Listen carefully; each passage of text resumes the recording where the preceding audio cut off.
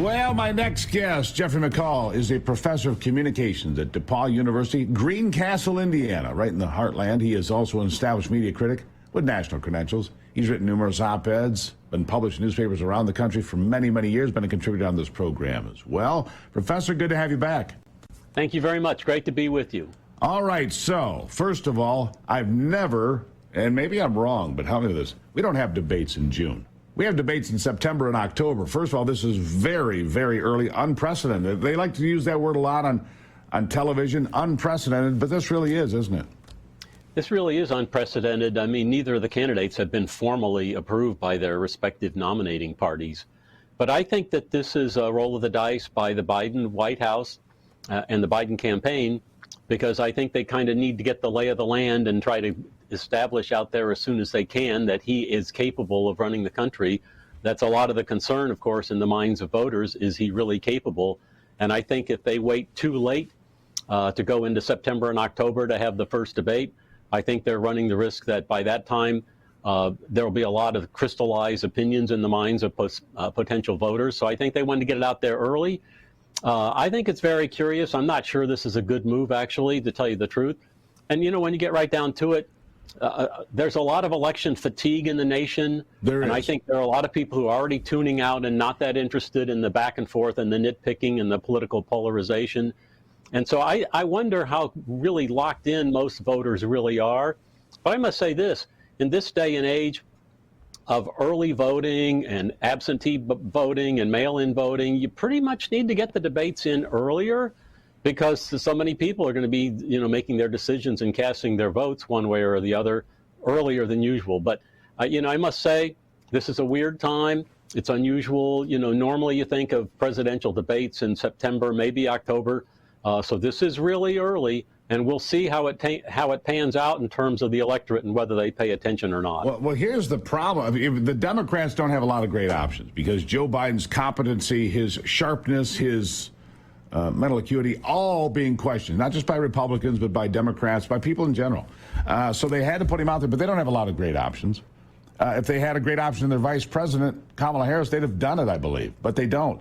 And then if you have a free-for-all for the nomination, that's not good either, because you have a lame duck president, you've got a messy deal all the way to Chicago and then thereafter. So, also, though, I think CNN, I mean, these two moderators have a very well-documented track record of attacking Donald Trump. I mean, there's no other way to put it, of attacking, comparing him to Adolf Hitler and all these other things, and saying it was good that he got gag orders and so forth and so on.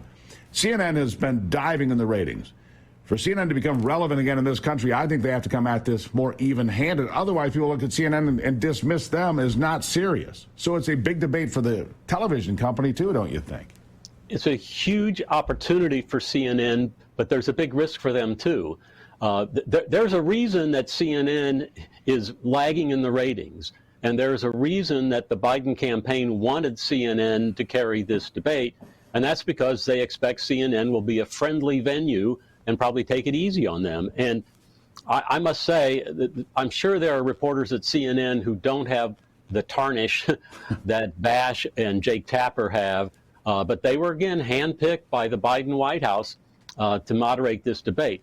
And I must say, you know, and you've probably seen, there are montages all over the internet Absolutely. of Jake Tapper trashing Donald Trump. So it's kind of shocking to think that they're going to put him in the moderator's chair and expect that he's going to be somehow fair or rational in his treatment of Trump.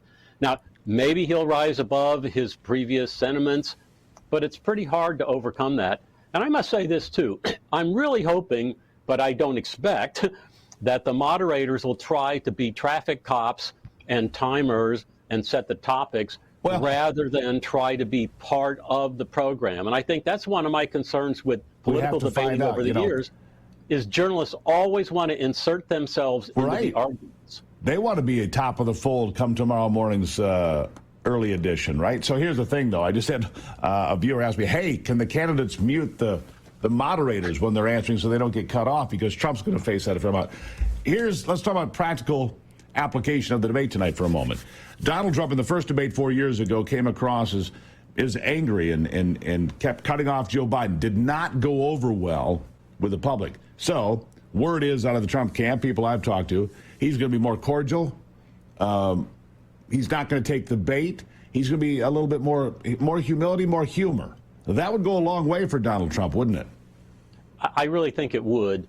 He needs to be measured. And looking back to 4 years ago, that was a terrible miscalculation to come in and be so aggressive against Biden.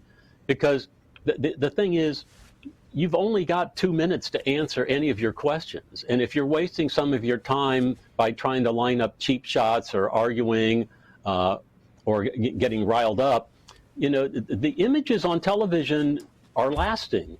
And a lot of times people who watch these debates are more impressed by the images and the visuals and the optics than they are by anything you might say about economic policy or immigration policy. So they're left with broad impressions because, as you know, TV is a medium of emotion. It's not a medium where you can discuss rational topics at length. And the format of the debate lends itself to that kind of emotional thing because you've only got 2 minutes to answer and 1 minute for rebuttal. So I think Trump should come in more measured. I think he should have, you know, his answers on policy.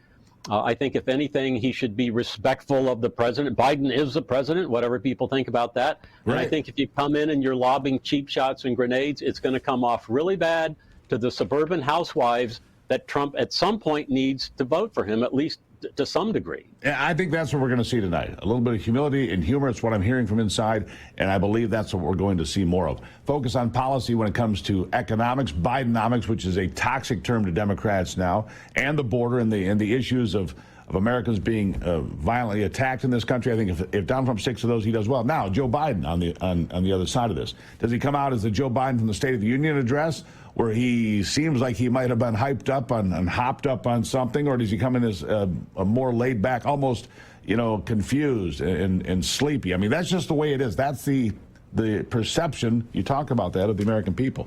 What Joe Biden do we get? And if he just survives the debate, is he the winner? I'll give you 45 seconds for the last word, Professor.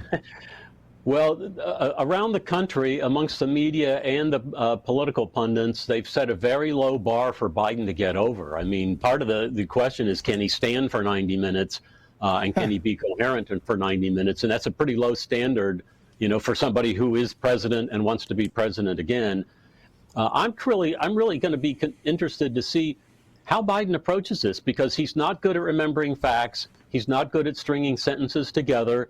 And so how does he manage? And if I were coaching him, I would say give very short answers. You don't need to fill up your 2 minutes. Smile a lot and act like a nice guy.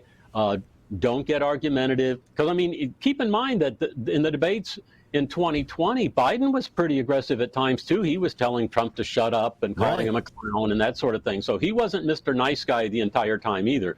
So I think for Biden just to kind of smile and say, hey, you know, I'm the president and everything's going to be fine. That's about all he can say, because he can't really talk about his record with a straight face. No, just be grandpa and try to be likable. I got it. Professor, I greatly appreciate it as always. We'll talk after this is all said and done, but I truly appreciate you being here. Good stuff. Thank you.